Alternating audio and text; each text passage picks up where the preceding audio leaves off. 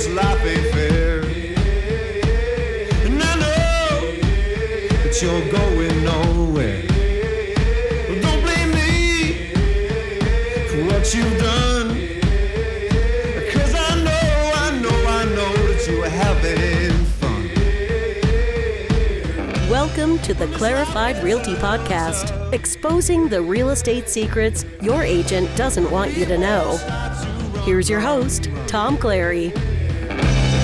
Well, don't you just walk away. That's when I'll say. Welcome to the Clarified Realty Podcast. I'm Tom Clary. I'm a real estate agent here in beautiful Los Angeles, California. Our co-host, Ron Bruno, will not be with us today. He's got other things he's got to do. He's a busy man. I'm not going to blame him. Nice to have you on board. I want to talk to you today about the big topic for today is all about real estate agent tricks and traps. Basically, what an agent does to get you in and make the deal. Whether you're a buyer, whether you're a seller, they're going to try and do whatever they possibly can to kind of make sure you go the direction that they want to go into. And sometimes some of those ways are more ethical than others. Some are even less. So I want to go over some of those just so you guys have some sort of idea about things to watch out for when you start getting involved in the deal. I know you guys who have never been out there either buying or selling their house. There's an element of fear there. There's an element that you are out there on your own. You're afraid of things that, you know, these guys who have a lot more experience are going to potentially do that can make you uncomfortable, that can actually end up not being as well for you in the deal. So what I've made is a list of 5 things for buyers, 5 things for sellers to inform you guys so that you guys know that if you can be on the watch out for these things, you're going to be in a much better situation than most of those people who go in who don't know anything. They're like babes in the woods. They have no idea what they're doing. So you are going to be at an advantage to those people because you're going to have the knowledge of these things so that you can go into your deal with eyes wide open. And that's so important. We've talked about this time and time again, guys. You need to know what is going on with your own deal. That's going to give you the courage to get up off your couch and get out there and do a deal. All right, guys, this is really not rocket surgery. You can do this, all right? Look, I have to say that there's an element of this that is the real estate agent's fault. You know, I have to say that there are a lot of real estate agents out there who really aren't that ethical. I mean, they're really those people that you see in all the movies, those, guys with a handlebar mustache, twirling it, saying, I'll take good care of you. These are the salesperson agents. These are the guys who basically have found ways and pipelines. We've talked about pipelines on previous episodes to get you sold, to sell your house, to get you to buy a house. And you want to make sure that you're the one who's steering. You're the one who's in control. They work for you. You do not work for them. Okay? It's funny. I was actually having a conversation with one of my friends who was also a real estate agent, and we were talking about how we want to rise above that. We look around at there's so many real estate agents out there who take advantage of their clients, and how it's almost the standard. For him and me, we both can't understand how other agents can look at themselves in the mirror, because it's the way that they get you guys to do what they want you to do is really I wouldn't treat my enemy that way, let alone someone who is supposed to be someone who's a friend/client. So you got to watch yourself. You got to make sure that you get yourself educated so that if you see these kind of warning signs, you see that your agent's starting to, steer you a certain way, or and I don't mean that in the technical term of steering, which we've talked about before, which is has a whole racial bias thing. But I mean steering in terms of, you're being led rather than guided. Led rather than guided. In episode 1, we talked about how a real estate agent is supposed to be your Sherpa. They're supposed to be taking you up the mountain. They're supposed to be helping you, taking on the burden of your trip. They're not supposed to be taking you exactly where they want to go. All right? They're supposed to be taking you to safer places. They're not necessarily supposed to take you to what's best for them. Okay? So I'm going to start with buyers. We're going to talk a little bit about 5 things that are traps that real estate agents kind of use to steer buyers the direction they want them to go. Now, listen, there are probably not going to be a lot of real estate agents that are going to like me talking about this stuff. But you know what? I think it's important for you guys to know, because it doesn't have to be that way. It doesn't have to be that you guys have less control of the process. You guys should be taking that control. All right? There is no reason for it. I'm like literally begging you guys, don't fall for these traps. Now, the first one is a big one that I think a lot of real estate agents are going to have their little panties in a wad about. And I'll tell you something, there's an argument that they might be right. But let's talk about it. It's the buyer's contract. The buyer's contract this is for buyers, as you would think, because of the name is buyer's contract, where basically they have you, that you come in, you meet them. It's like, oh, I want to buy a house. Fantastic. Listen, my time is worth money, and there's nothing not true about that. Real estate agent, I have to get paid at the end of the day, just like anybody else. There's nothing wrong with that. I work hard for my money. But there are real estate agents that don't, but they'll tell you that they do.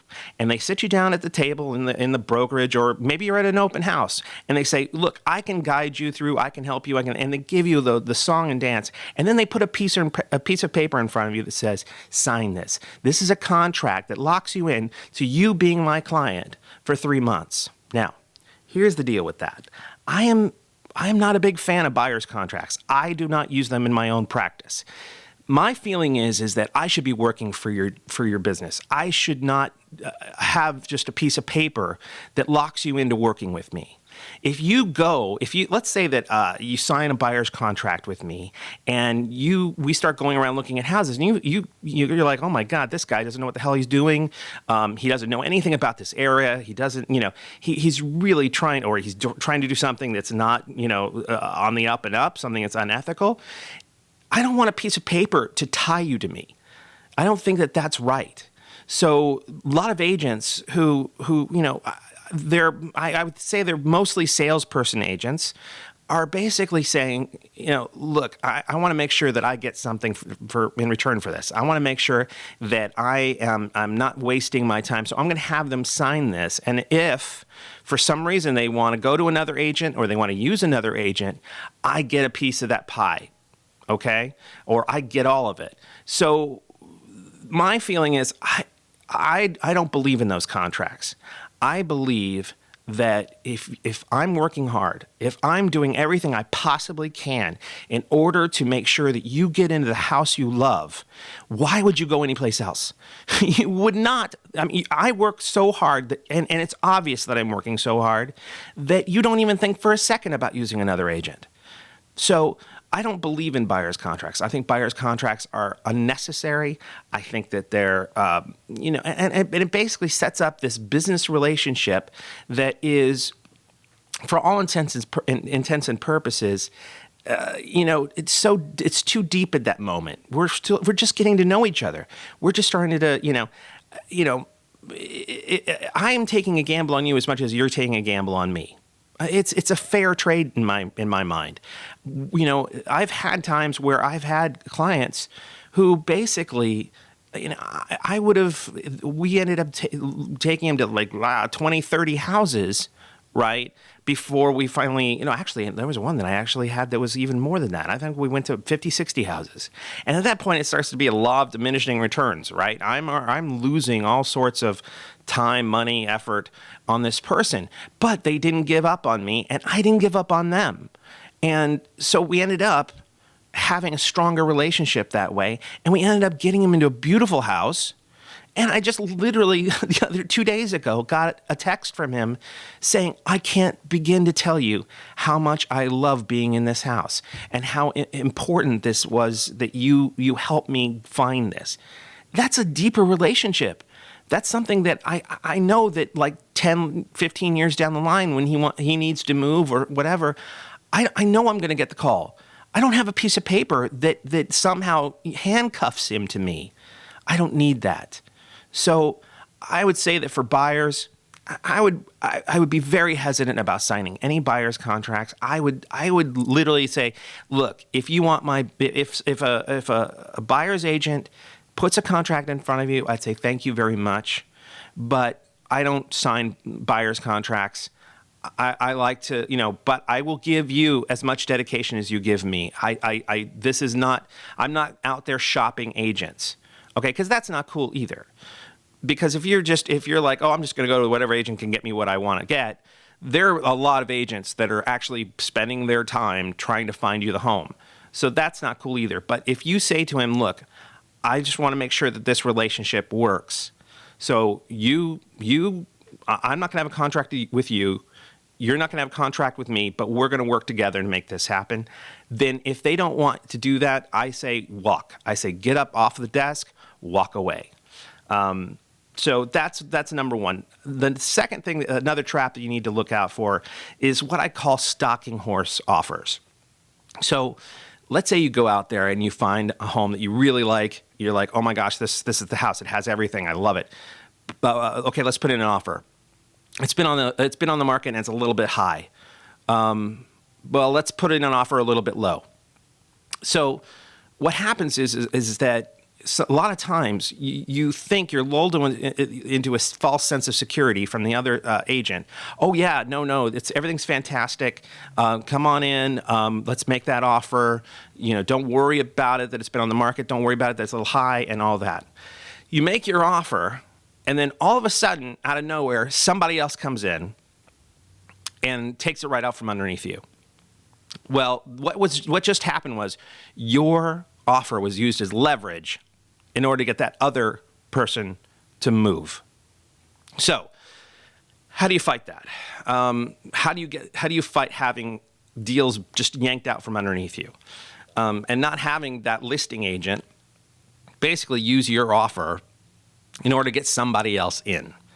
Well, there's really only one way to fight it, and that's really, really tight time frames on the real estate contract. When your buying agent puts in the offer, they need to make sure that the standard is 48 hours, but you should probably, if you really are worried about that for some reason, that you think that if he's making noise like, well, I don't know, I've got some other people who are looking at this, maybe, I don't know, you move pretty fast, whatever.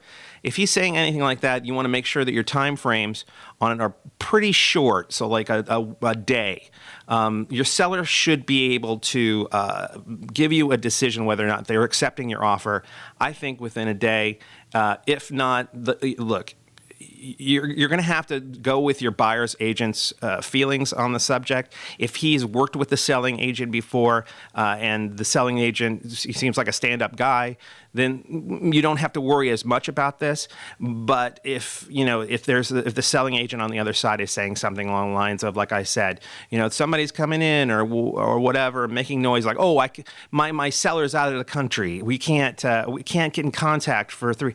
They're just trying to buy time in order to get you out of the deal, for you to bring somebody in at a higher price and hopefully in his mind get a bidding war going, or even worse, get someone that he knows in a developer, something like that, in to get the deal out from underneath you. So you got to watch out for stalking horse bids. Don't get caught in them, and don't be the stalking horse.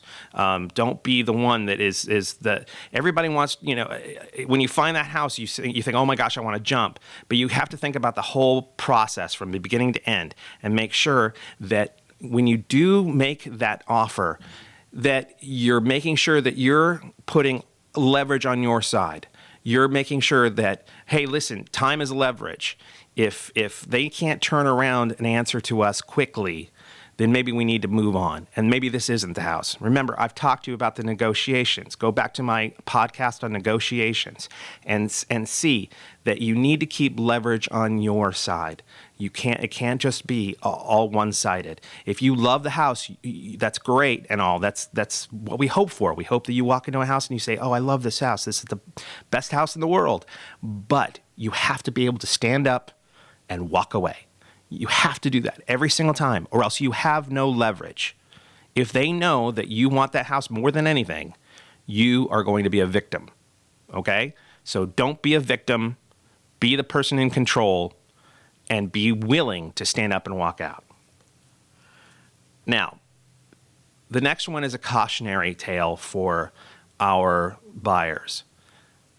There's been kind of a philosophy I've seen that's kind of come out in the last few years, where, especially in a hot market, where the market is extremely hot, it's burning up, people think that if they go to the listing agent in order to purchase their house, to basically represent them, that they'll have a leg up on all the other people who have agents, and basically persuasion of getting that deal, and persuasion of having your offer accepted. There's unfortunately a lot of truth to that, all right? Because what agent doesn't want what's called double end the deal? What agent doesn't want two sides instead of just one? They're going to want to get you in. They're going to want you to potentially be on the other side. But here's the problem. Now, legally in California, we are a dual agency state. That means that I can do that. If I'm listing a house and somebody walks in and says, I want to buy it from you, I want you to represent me, I want you to make the offer to the owner, that's fine. There's nothing wrong with that. There's really nothing wrong with it. That being said, there are certain guidelines that need to be followed in order to stay ethical. Now, I'm not saying that all the agents that do this are unethical, but we need to watch out that they're making sure that they involve their broker in the process. So there is a neutral party that is looking at both and making sure both the offer and the needs of the seller, to make sure that they're being taken care of. Both sides are there's nothing going on that is like one person has more undue influence than the other one. So look, you don't know when you're with an agent that is double ending the deal, you don't know for sure whether or not they're looking out for your best interest. It's that simple. I'm going to be right up front about it. I'm not saying that they're not. I'm just saying that you need to make sure that if you are going to get into that whole deal of okay, you know what, I don't want to deal with real estate agents. By the way, horrible choice. That's a terrible choice. But if somehow you have more knowledge than most people and you know more about real estate, by all means, go out there, represent yourself, okay? That's fine and dandy. Go up to the selling agent and say, hey, I want you to make an offer on this property for me, okay? But this whole idea of not getting real estate agents involved just because you don't want to deal with the hassle of someone calling you or somebody emailing you and whatever, it boggles my mind why people don't want to get us involved earlier in the process. It's not like we don't charge you money, right? I'm not sending a bill to anybody. I'm literally just working for you. I'm working harder and making sure that everybody that any of my clients are taken care of without receiving a penny until you buy. So I don't understand why people are not getting us involved at all. Fine. If that's your choice, I don't know what to say anymore. If you want to make that decision, I got nothing to say to you. You have absolutely no reason to do that. But okay, there are plenty. I guess there have been plenty of agents out there that have wasted people's time, that have made sure that the whole experience is a terrible one. I get it, but there are those of us out there that are protector agents taking care of you. Okay, but that being said, if you're not going to go with us, make sure that when you go with the listing agent, that they are ethical, that they are taking care of your needs, that they're not just watching out for the seller, okay? That's the whole trap there, is that they could very well be leaning towards the seller and not representing you like they should. It's difficult to do it in a completely equal way. It's damn near impossible. If they've had a 20-year relationship with the seller, do you really think that you're hearing everything, that that guy in the middle is negotiating evenly for you? I just don't see in reality how that's even possible. It's totally legal, not unethical, but watch yourself.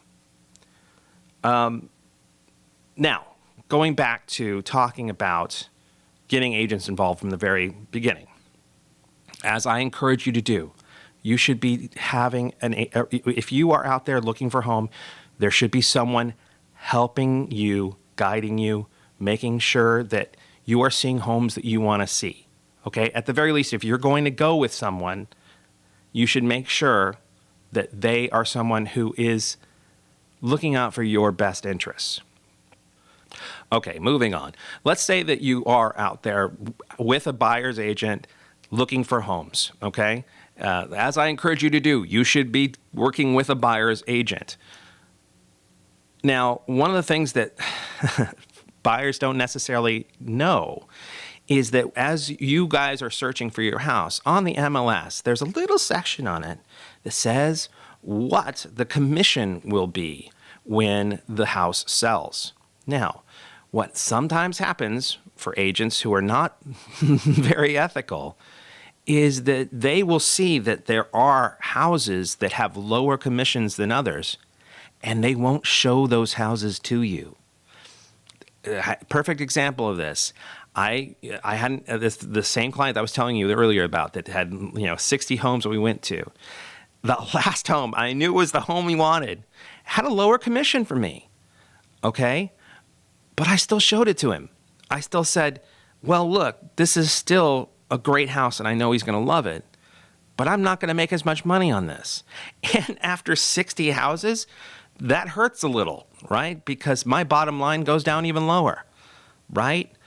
But there are salesperson agents out there, the SAs, that will basically look at that price, that commission price at the bottom and go, you know what? I don't think they want to see that one. You know what? I think that, maybe we should keep on looking. And that could have been the house that would have been your perfect dream home. But because it had 0.5% less, they're not going to show it to you. So you need to watch out for that and make sure that when you talk to your agent, you ask them, I want to make sure we're seeing all these homes. I want to, and point at them and say, I want to see this one, I want to see this one, this one. And if you get into that house and they start going, oh, I don't like the wallpaper, or I think that you have to think, is there some sort of ulterior motive? Is there something that they're not telling me? Is there something that, are they getting less of a deal on this? Now, the protector agents, you're not going to know because they're going to walk into every house and say, these are the scars, these are the great things. But the seller's agents, you got to watch out. If it's a home that you think you will love, don't be dissuaded. Move forward. If it's a house that you found, whether it be on the internet or however else, you drove by, you saw a sign, you need to make sure that you get into that house and you say, I want to see that house. Is it still on the market? Yes, it's still on the market. I want to see that house. Okay? And don't take no for an answer. Okay? If you haven't even walked in the door and they're already poo-pooing it and saying, oh, you don't want to see that one because of this, that, and the other, there's probably some other ulterior reason that they don't want to show it to you. It either means less bottom line for them or somehow they are getting inconvenienced. There's also private remarks that are on the MLS that say, oh, there's this problem with the house, there's this problem with the house, this problem with the house. And they can see that there are hurdles that they're going to have to jump over in order to make the deal. And that might dissuade them from showing it to you also, whether it's a short sale or something that they don't understand. So if there's something on the market that you want to see, just make sure you see it. So the last one I want to talk about for buyers is basically what I call the bait and switch. So let's say that there is, you're on Zillow or Redfin or whatever, and you find a listing that you think is just the bee's knees. You think that, oh my gosh, this could be my dream home, and it's in the area. Oh my God, it's in the area that we want, and it's so low priced. What the heck's going on? I think this. Oh, we got to call right now. Well, what you do is you call. And they answer the phone and they say, oh, well, wasn't that a beautiful, beautiful home? Oh, but unfortunately that's an escrow. It's already been sold. It just hasn't, it hasn't closed yet. But that being said, do you like, are you looking in that area? Is there something else we can find you in that area? And the next thing you know, they're asking you questions to get you into a conversation where you're literally, 10 minutes in, you're telling them everything they need to know in order to basically lock you into an email campaign and a marketing barrage that you'll never hear the end of. So the best situation with that is if you're working with an agent, number one, if you're working with an agent, your agent should always be making those calls. You should go to your agent and you should say, hey, listen, I found this house on Redfin. Can you check it out? Okay, because they're going to vet that property for you before you even step into it. They're going to call the other agent. They're going to ask questions about it, see what the story is, backwards and forwards. That's the best case scenario. That is what you should be doing. If you don't have an agent yet, then you should tell them that you have an agent. Okay, because if you don't tell them that, then basically there's a honor among thieves that if it's a realtor ethics guideline for real. It's not it's not like we're making some sort of deal in the back of a dark tavern or something. We're basically realtors say that if someone is with an agent, we can't go after them. We can't pursue them. That's unethical. So what you can do is to protect yourself until you do find an agent that you really want to work with. Make sure that if you call on any of those houses prior to finding an agent, that you tell them that you are working with an agent anyway, because then they can't really go after you. So they may still try. And if they still try, that shows you that they are an unethical agent and you shouldn't give them any information anyway. So that's a really important thing to consider. If someone is, if you know this information that they're not supposed to be coming after you if you say you have an agent and yet they're still coming after you, then you need to literally hang up the phone. Hang up the phone on them because they deserve it. That's just the plain truth. All right, now let's move on to the sellers. Okay, we've given a lot of love to our buyers, so now it's time for us to look at the sellers and see what traps they are in danger of falling into. And I want to make sure that you guys understand that I understand when you sell a house that it is a very stressful situation, that you need to have guidance from an agent that is taking care of your best needs. And that sometimes you're worried about it. You're like, you lose time. If you sign with an agent and it doesn't sell, that's wasted 3 months, 6 months. It can be a long period of time. And sometimes you don't even have that time. So there are some really key things to look for at the very beginning that I think will help guide you to an ethical agent that isn't going to trap you, that isn't just trying to get your listing and, either A, not do anything with it, or B, just take care of their own best interests. So let me start with the first one, which is, this is the absolute worst for me. This is the one that just drives me absolutely crazy. And unfortunately, sellers are sort of their own worst enemy when it comes to this. And it's what I call buying the listing. So you have to put your home up for sale, or you want to put your home up for sale, and you have a listing appointments with a number of agents. Each one comes in, and this one says, "Oh, I think it's worth $500,000. I think we should probably list it. This, the strategy should be that we list it $500,000, whatever." The next one comes in and says, "Oh, I think we should list it $500,000. I'm looking at the comps around the area. I think $500,000 is about to be it." And then you have somebody come in and they say, "I think you could probably get $550, $600 for it.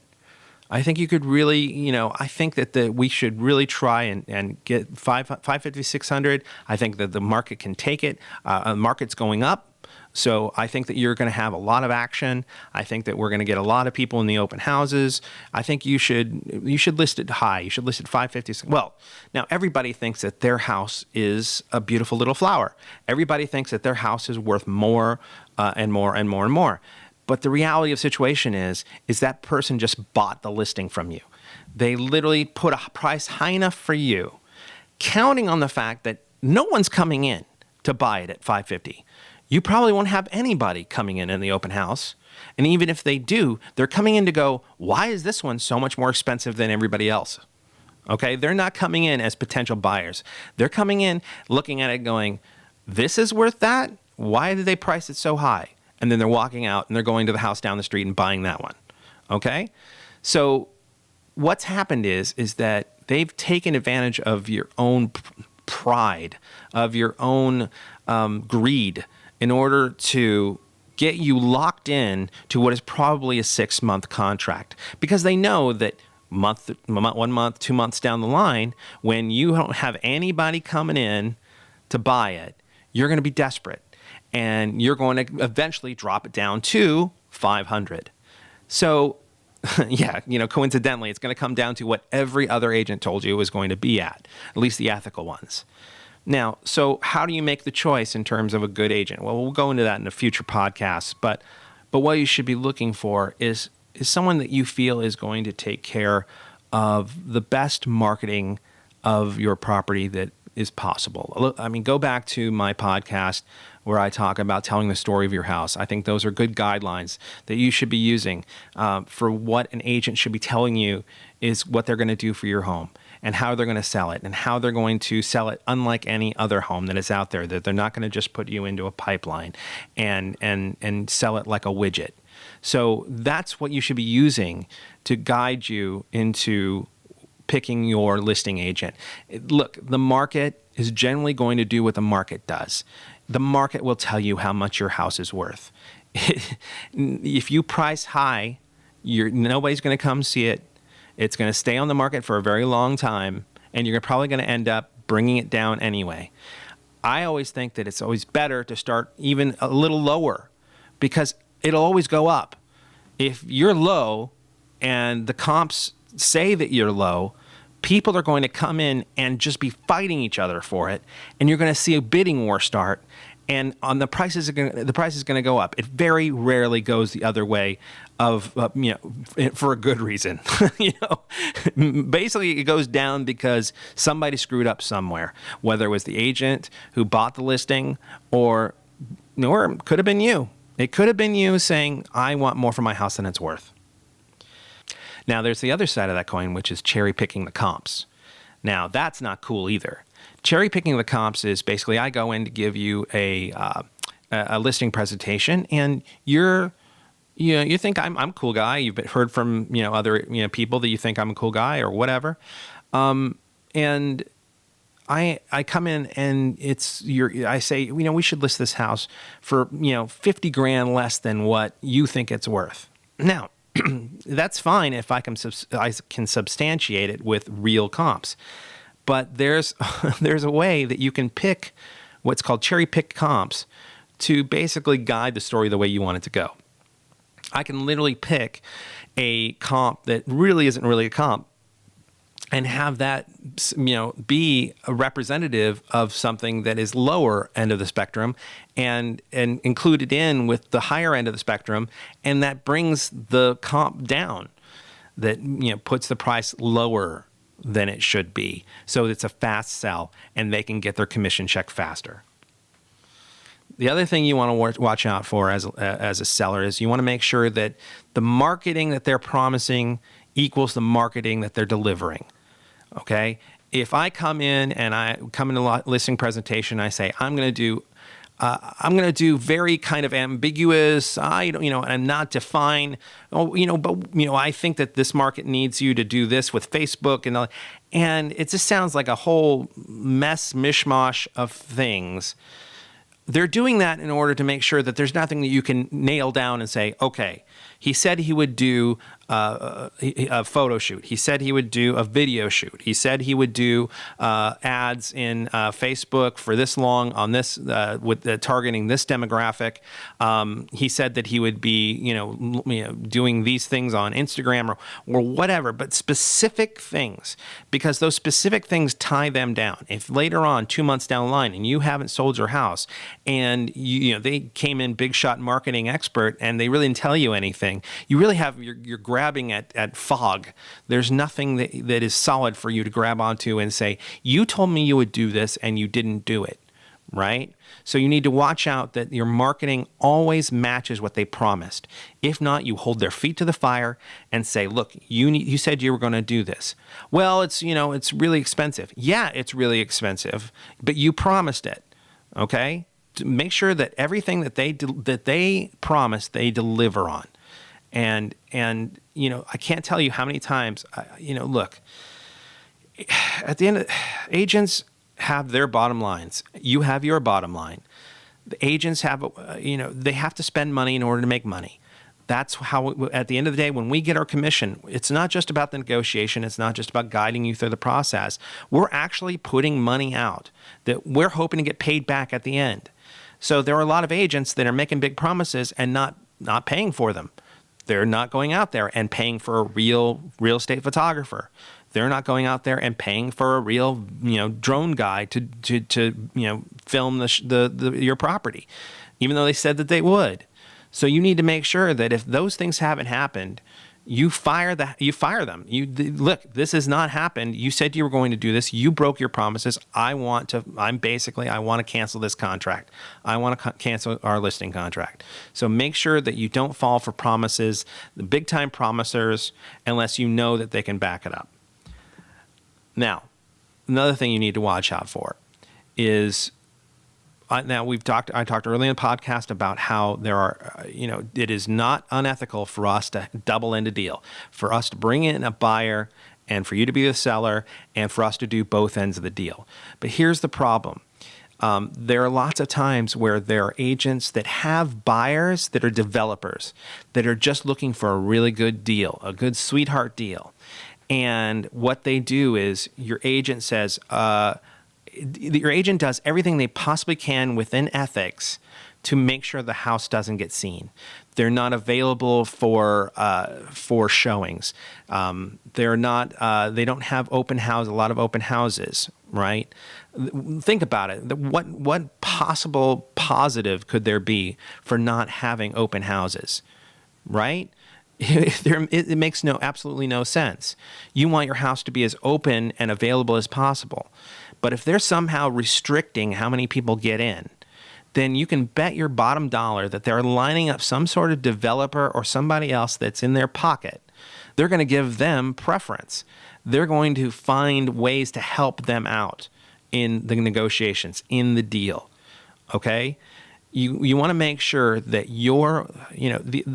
I understand that there are people who enjoy their privacy, but when it comes to selling your house, that is not going to help you at all.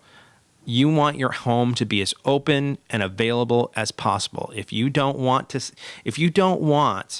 to have your house shown, then understand that you're either not going to get people showing up at all, or B, if you only have showings at 2:00 on a weekday for an hour, then you understand that you're not going to sell your house. You're probably not trying to sell your house. Okay, but let's just say that you just like your privacy, like I said, and you only want it to be open for that period of time. You're not going to sell your house, and even if you do, it's going to be for less than it probably deserves. So make sure that your agent is putting out a wide net. Make sure that they're trying to get as many people through the door as possible. If they're in some way trying to restrict it because they say, "Oh no," it creates a feeling of urgency that we try to get everybody in at the same time so that it looks busier. No, they could very well be just lining it up so that their developer friend can come in and steal it from you. So watch your butt. And the last thing, it's hard to believe that people even fall for this. And it's basically you get a phone call out of nowhere, and it's an agent, and you weren't even thinking about, selling your house. But they say, hey, listen, I have a buyer, and they've been looking in this area, and they think that, your house is just amazing from the outside. They want to buy it. Is there any way that we can talk? Well, you hadn't thought about it, but gosh, when someone wants it that bad, maybe it gets your gears rolling, in your head, and you're like, oh, you know what? Maybe I should at least, talk to the guy, right? Maybe I should see what's going on here, right? Because what if the guy offers me lots of money for it? So you invite the guy over, and he goes, oh, something came up with the buyer.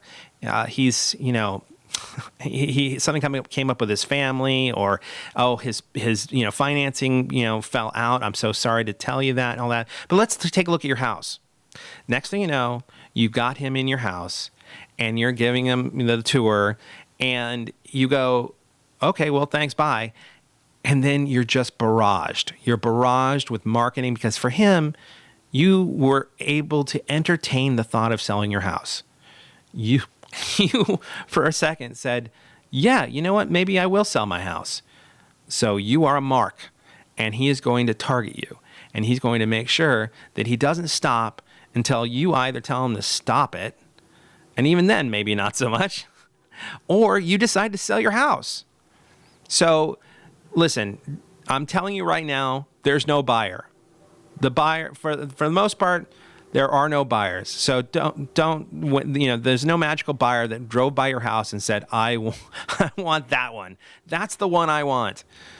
It doesn't work that way. So please watch yourself. Make sure that you don't fall for it, okay? Well, that's about it for today. If you have any questions or comments, please don't hesitate to leave them for us on our Facebook page, facebook.com/Clarified Realty Podcast, all one word. You can email me directly at tom@clarifiedrealty.com. For more exclusive bonus content and advice between episodes, please check out our website, www.clarifiedrealty.com.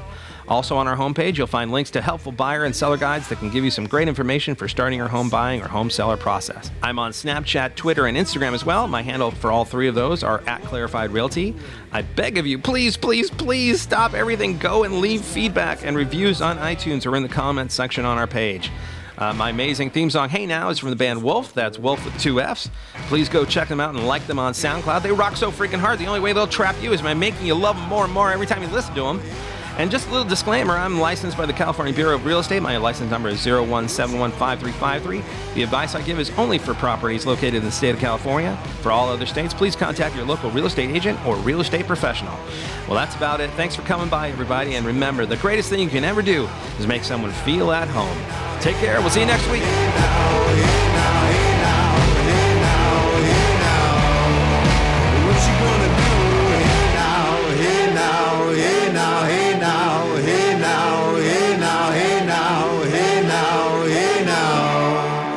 What you gonna